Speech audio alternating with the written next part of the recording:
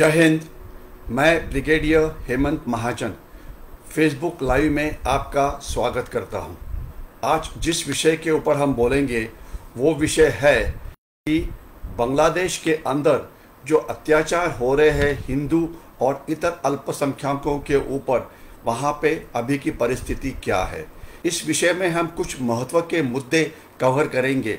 आपको पता है कि पहले अफगानिस्तान में हिंदू, सिख और जो बाकी अल्पसंख्यक थे इनके ऊपर अत्याचार हो रहे थे। इसके बाद पाकिस्तान के अंदर जो अत्याचार चलते हैं इसके बारे में भी आपको पता है। और अभी जो हमारा ईस्टर्न नेबर है बांग्लादेश, वहाँ पर भी बहुत ज़्यादा संख्या में हिंदुओं के ऊपर हमले हो रहे हैं। अगर आप आज के न्यूज़पेपर पढ़ेंगे या अगर आपने पिछले कुछ दिनों के न्यूज़पेपर पढ़े होंगे तो इसमें मीडिया ने ये बात बहुत अच्छी तरह से कवर कर ली है। तो ये क्यों हो रहा है, ये कैसे रोका जाए उसको, और ये जो लोग पाकिस्तान में है, अफ़गानिस्तान में है या बांग्लादेश में है, उनकी रक्षा कैसे की जाए, ये सारे सवाल आज हमारे सामने आ जाते हैं। तो इन सब का रिप्लाई देने की हम कोशिश करेंगे, लेकिन जो जवाब है, जो रिप्लाई है, वो बहुत ज़्यादा सेटिस्फैक्ट्री नहीं है। हम शुरुआत करते हैं कि जो हिंदुओं की स्थिति है बांग्लादेश में वो कैसे थी। 1947 के अंदर जब भारत और पाकिस्तान दो अलग देश बने तो उस समय कुछ हिंदू पाकिस्तान से भारत में आ गए और कुछ मुस्लिम ये भारत से पाकिस्तान में चले गए। ये जो भी हरकत थी तकरीबन ये 1947 1948 तक चली और उसके बाद ये रुक गई। 1950 के अंदर सबसे पहला जो सेंसस है वो पाकिस्तान में हुआ और इस सेंसस के मुताबिक तभी पाकिस्तान की जो पॉपुलेशन थी उसकी कॉम्पोजिशन इस प्रकार थी कि वेस्ट पाकिस्तान या अभी का पाकिस्तान, यहाँ पर फिर भी 9% हिंदू, सिख, ईसाई और इतर अल्पसंख्यक जैसे बुद्ध और जैन ये बचे हुए थे। 9%, मैं रिपीट करता हूँ, पाकिस्तान में 1950 के अंदर वेस्ट पाकिस्तान या आज का पाकिस्तान में 9% हिंदू, सिख ये बचे हुए थे। और जो ईस्ट पाकिस्तान था जिसे अभी बांग्लादेश बोला जाता है, वहाँ पर 1950 के अंदर जो संख्या थी वो 24% के लगभग थी। आज 2021 हो रहा है, तो आज 2021 में हाल क्या है। पाकिस्तान में जो 9% हिंदू थे वो अभी 2% से भी कम हो गए हैं, यानी कि 7% हिंदू या तो मारे गए हैं या कन्वर्ट हो गए हैं या इसमें से कुछ भारत में वापस आए हैं। और बांग्लादेश या उस समय का ईस्ट पाकिस्तान जहाँ पे 24% हिंदू, सिख और इतर बचे हुए थे, बुद्ध खास, तो इनकी संख्या अभी 8 या 9% से भी कम हो गई है, यानी कि 15% इनकी संख्या जो है ये कम हो गई है, वो या तो मारे गए वगैरह। इसका अगर एक एग्जाम्पल देना है तो आपको याद होगा कि 1971 वॉर के पहले बहुत सारे ईस्ट पाकिस्तान से बंगाली ये भारत में आ गए थे, लेकिन ये पता होना चाहिए इसमें से 90% ये हिंदू थे और तकरीबन 40 लाख बंगाली पाकिस्तानी सेना ने मारे हुए हैं 1971 वॉर के पहले। उसमें से तकरीबन 30 लाख ये हिंदू थे, यानी कि बड़े प्रमाण में नरसंहार हुआ है।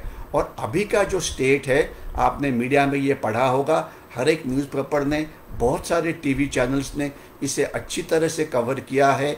इनके घर लूटे गए हैं, इनके मंदिरों के ऊपर हमला हुआ है और वहाँ पे हिंदू इतने डरे हुए हैं कि उन्होंने बोला कि आप जिस प्रकार से चाहते हैं इस प्रकार से हम बर्तन करेंगे, हम पूजा नहीं करेंगे, हम मंदिरों में नहीं जाएंगे, लेकिन कृपया हमारे घर मत जलाओ, हमारे पे हमला मत करो, हमें बचाओ।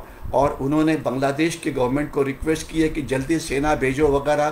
तो बांग्लादेश की जो गवर्नमेंट है, जहाँ पे हसीना वाजद ये वहाँ पे प्राइम मिनिस्टर है, उन्होंने एक्शन तो काफ़ी क्विकली ली हुई है, लेकिन ये एक्शन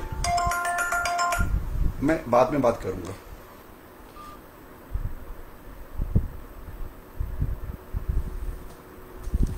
बांग्लादेश के गवर्नमेंट ने एक्शन तो जरूर ली है, लेकिन वो काफ़ी नहीं है। इतने दिन होने के बावजूद भी ये जो हमले हैं ये रुके नहीं है, ये वायलेंस आज भी चल रहा है। तो इनको अभी कैसे बचा जाए?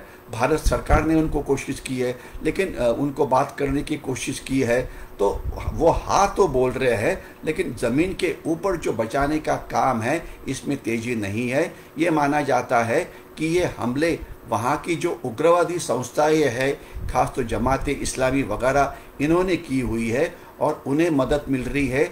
JMB यानी जमात इस्लामी बांग्लादेशी नाम का एक दहशतवादी गठ है, उनसे मदद मिल रही है। ये भी माना जाता है इसमें पाकिस्तान की जो गुप्तहेर संस्था है ISI, इनकी भी मदद है। ये भी माना जाता है कि अफ़गानिस्तान में तालिबान की सत्ता आई है, तो इसलिए जितने उग्रवादी गठ है, जितने दहशतवादी गठ है, इनका मोराल या उनका मनोबल काफ़ी बड़ा हुआ है और वो बहुत अत्याचार कर रहे हैं। तालिबान सत्ता में आने के बाद अफ़गानिस्तान में आज भी किस प्रकार से हिंसाचार शुरू है, इसके बारे में खबरें रोज़ ही पेपर में आती है।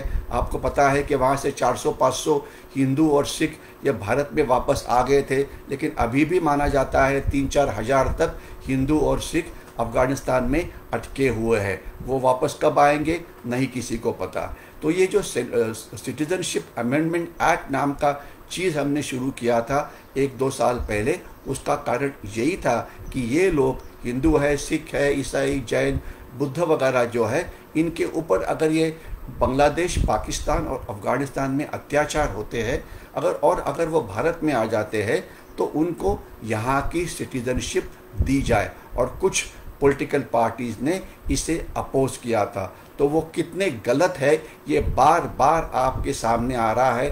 अत्याचार अफ़गानिस्तान में हो रहे हैं, अत्याचार पाकिस्तान में हो रहे हैं और अत्याचार जो है ये बांग्लादेश में हो रहे हैं। आज बांग्लादेश की हालात यह है कि अगर आप संख्या के लिहाज से देखें तो आज बांग्लादेश में हिंदू की संख्या तकरीबन 1.5 से 2 करोड़ के बीच में है। बांग्लादेश की जो ज्योग्राफी है थोड़ी सी समझ में आनी चाहिए कि ये इनकी एरिया काफ़ी कम है और उनकी जो पॉपुलेशन 17-18 करोड़ के आसपास है। ये दुनिया का सबसे डेंसली पॉपुलेटेड कंट्री है। रिपीट करता हूँ, मोस्ट डेंसली पॉपुलेटेड कंट्री। तो वहाँ पे लोगों को रहने के लिए जगह नहीं है, वहाँ पे रोज़गार नहीं है, वहाँ पे जीने के साधन नहीं है। इसलिए जो बांग्लादेशी इलीगल माइग्रेशन हमारे देश में हो रही है, ये तो आपको सबको पता है। आज माना जाता है कि 4 से 5 करोड़ से ज़्यादा बांग्लादेशी ये भारत में घुसे हुए हैं और हमारे जो ईशान्य भारत का इलाका है, खास तो जो बांग्लादेश बॉर्डर को लगा हुआ, वहाँ पे 90% पॉपुलेशन जो आज है वो बांग्लादेशी है। इतना ही नहीं तो वेस्ट बंगाल के अंदर भी इनका बहुत ज़्यादा पॉपुलेशन है। और अभी ये जो हमारे बड़े सिटीज़ है, यानी कि बॉम्बे है, दिल्ली है, यहाँ पे ये आ रहे हैं और अपना नाम बदली करके, अपना वेश बदली करके वो यहाँ पे आके जीते हैं। खैर, बहुत ज़्यादा लोग तो ये रोटी कपड़ा मकान के लिए आते हैं, लेकिन कुछ लोग हैं, कुछ बांग्लादेशी है जो इलीगल एक्टिविटी में हिस्सा लेते हैं।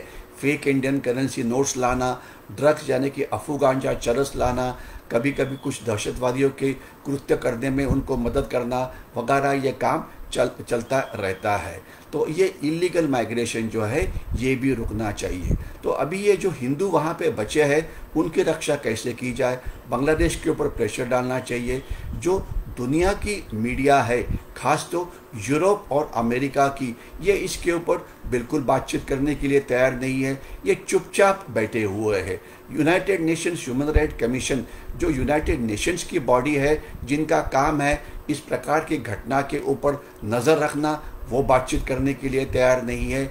जो बड़े देश है जैसे कि समझ लीजिए कि अमेरिका है, रशिया है, उसके बाद यूरोप के फ्रांस, ब्रिटेन वगैरह है, तो इन देशों के अंदर से सिर्फ अमेरिका ने आज ही स्टेटमेंट दिया है कि ये जो अत्याचार हो रहे हैं बांग्लादेश में, ये रुके होने चाहिए। सोशल मीडिया के ऊपर इसके बारे में बिल्कुल कोई खास बातचीत नहीं हो रही है। हम बाकी जगह के ऊपर हमारा ध्यान ले जाते हैं, लेकिन इनके ऊपर जो अत्याचार हो रहा है इसके ऊपर बातचीत बहुत ही कम हो रही है, और इनको किस प्रकार से बचाया जाए इसके ऊपर कोई कार्रवाई बहुत ज़्यादा नहीं हो रही है। तो अभी बांग्लादेश के ऊपर दबाव कैसे डालें? बांग्लादेश को ये समझाना चाहिए कि ये बिल्कुल ठीक नहीं है, इसका ये एक ह्यूमन राइट्स वायलेशन है। इससे हम आपसे जो इकोनॉमिक एक्टिविटी चल रही है इसे कम कर सकते हैं। हम जो आपके साथ अच्छे संबंध बनाना चाहते हैं, जिसमें ब्रह्मपुत्रा का कुछ पानी बांग्लादेश को देना है या फरक्का बैरक से कुछ पानी बांग्लादेश को देना है, इसका इस्तेमाल करके बांग्लादेश को समझाना चाहिए ये बात नहीं होगी। आज इम्पॉर्टेंट बात यह है कि जो उग्रवाद बांग्लादेश में फैल रहा है इसे रोकने में बांग्लादेश की सरकार बिल्कुल बहुत ही निष्क्रिय है। जमात इस्लामी वगैरह, खैर उन्होंने कुछ लोगों को पकड़ा जरूर है, कुछ लोगों को पनिशमेंट जरूर दी हुई है, लेकिन बहुत ज़्यादा कार्रवाई नहीं हुई है। तो इसलिए बहुत सारे लोग सोचते हैं कि अभी 1971 वॉर को 50 साल पूरे हो रहे हैं, इसे हम सेलिब्रेट कर रहे हैं क्योंकि इसमें पाकिस्तान के 2 टुकड़े हो गए थे, पाकिस्तान और बांग्लादेश। तो एक ये भारतीय सेना की बहुत बड़ी विजय थी। तो इसके बाद हमारे देश का कुछ फ़ायदा हुआ क्या कि पाकिस्तान के टुकड़े करने की ज़रूरत नहीं थी? इस प्रकार की शंकाएं कुछ लोगों के मन में आती है। लेकिन देखने वाली बात यह है कि जो हमारा ये विजय था और बांग्लादेश का जो स्वतंत्र होना था वो एक अच्छी बात थी, क्योंकि पाकिस्तान पहले भारत के मुताबिक, भारत के तुलना में खुद को इक्वल समझता था। अभी इनकी ताकत बहुत कम हो गई है, तो अभी वो इक्वल नहीं समझता है। दूसरा, जो डायरेक्टली वहाँ से बांग्लादेश से हमारे ईशान्य भारत में गड़बड़ कर रहे थे वो अभी काफ़ी हद तक बंद हो गई है। इंसर्जेंसी जो नॉर्थ ईस्ट इंडिया में चलती थी, मिज़ो है, नागालैंड की है, कुछ हद में म्यांमार, मणिपुर वगैरह में थी, वहाँ से वो मदद देते थे। और पाकिस्तान की गुप्तचर संस्था ISI और बांग्लादेश की गुप्तचर संस्था DGFI एक दूसरे को मदद करते थे। तो अभी ये रुका हुआ है। अच्छी बात यह है कि बांग्लादेश, ये जो इंडिया के अगेंस्ट काम करने वाले जो इंसर्जेंट ग्रुप है, इनके जो बेसिस बांग्लादेश में थे उन्होंने इसे पूरी तरह से बंद किया हुआ है। इन्हें वहाँ से कोई सपोर्ट नहीं मिल रहा है। तो ये अच्छी बात है कि उल्टे काम बहुत ही कम हो गए। लेकिन जो कम नहीं हुआ है वो है इलीगल माइग्रेशन, जो कम नहीं हुआ है वो है इलीगल ट्रेड, जो कम नहीं हुआ है वो है स्मगलिंग, जो कम नहीं हुआ है बांग्लादेश से भारत में फेक इंडियन करेंसी नोट्स का आना, ड्रग्स का आना। यानी कि बांग्लादेश की प्रॉब्लम आज ये है कि पॉपुलेशन बहुत होने के कारण उस इलाके में वो रहना उनका काफ़ी डिफ़िकल्ट है, तो इसलिए वो हमारे देश में आते रहते हैं। तो ये बिल्कुल कम नहीं हुआ है, ना ये कम होगा। तो बांग्लादेश को ये बोलने की ज़रूरत है, ये जो इलीगल माइग्रेशन भी जो आप लोग कर रहे हैं इसे भी रोकने की ज़रूरत है। और जिन इलीगल माइग्रेंट्स को हम पकड़ते हैं इन्हें अंतर्राष्ट्रीय कानून के नीचे आपने वापस लेना चाहिए, जिसके लिए काफ़ी बार वो हिचकिचाते हैं। तो ये बांग्लादेश के ऊपर एक प्रेशर डालने की ज़रूरत है, जिसमें जो वेस्टर्न कंट्रीज़ है इनका भी इस्तेमाल करना चाहिए, यूनाइटेड नेशंस का भी इस्तेमाल करना चाहिए, ताकि ये अत्याचार कम हो। और जो लोग भारत में आना चाहते हैं, हिंदू, सिख या जैन, बुद्ध वगैरह, बुद्धिस्ट, ये खास तो चिटगांग वगैरह एरिया में है, जैन की संख्या तो बहुत ही कम है, लेकिन बुद्धिस्ट ज़रूर है, तो इनको भारत में आने के लिए अलाउड करना चाहिए। तो ये रही एक बात कि ये जो अत्याचार हो रहे हैं ये रोका जाए। आज इम्पॉर्टेंट बात यह है कि हमारी देश के जो पॉलिटिकल पार्टीज़ है इसके ऊपर बिल्कुल साइलेंट है। ये जो पॉलिटिकल पार्टीज़ छोटे छोटे कारणों के ऊपर बंद करना शुरू कर देती है, इन्होंने अभी इस समय कोई भी बंद नहीं किया है, कोई भी मोर्चा नहीं निकाला हुआ है कि भाई इनको बचाओ। तो इनका ये जो निष्क्रियता है इसके ऊपर बहुत ही रोना आ जाता है कि ये जो अल्पसंख्यक पाकिस्तान, अफगानिस्तान, बांग्लादेश में है उनकी रक्षा कौन करेगा? कितने लोगों को मारते रहेंगे? अभी तक लाखों लोग ये मारे गए हैं या कन्वर्ट हो गए हैं, तो इनका जीना कब, इनकी ज़िंदगी इम्प्रूव हो जाएगी? तो ये इसके लिए अभी हमारे देश के सामने एक ये बहुत बड़ा चुनौती है। और इसी के साथ साथ एक कनेक्टेड इशू जो है जिसके ऊपर मैं बातचीत करूँगा, एक 4 दिन पहले खबर आई थी कि भारत बांग्लादेश जो सीमा है वहाँ पे बॉर्डर सिक्योरिटी फोर्स जो है इस सीमा की रक्षा करता है।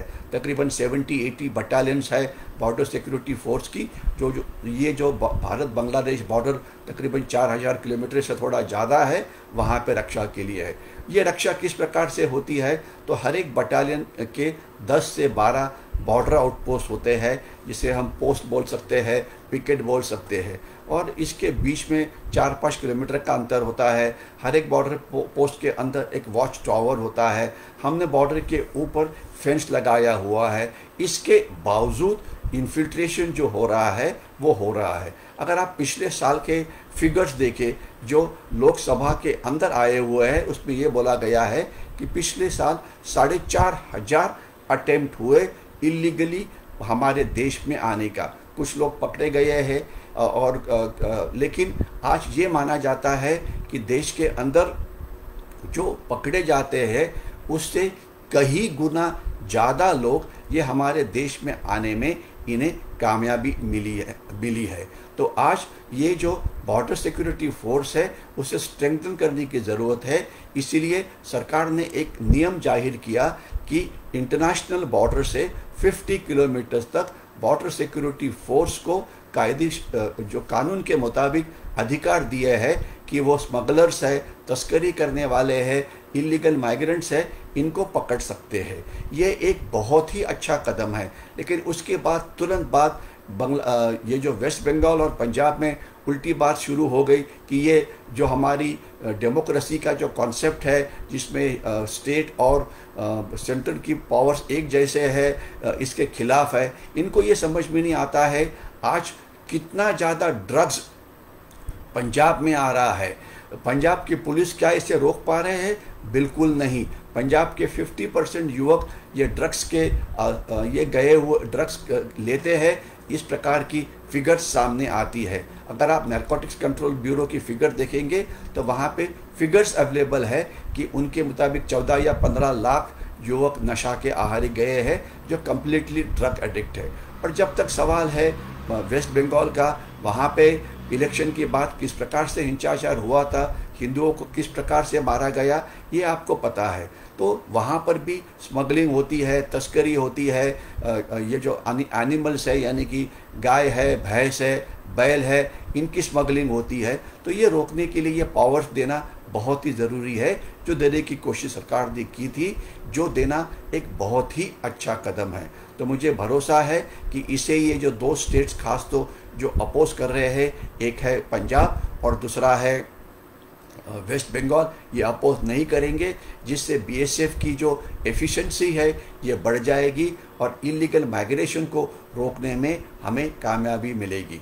मैं यहीं पे रुकने वाला हूँ। अगर आपको ये वीडियो अच्छा लगा होगा तो इसे ज़्यादा से ज़्यादा लोगों के साथ शेयर करिए और इसे लाइक भी करिए। मैं रुकता हूँ यहीं पे। जय हिंद।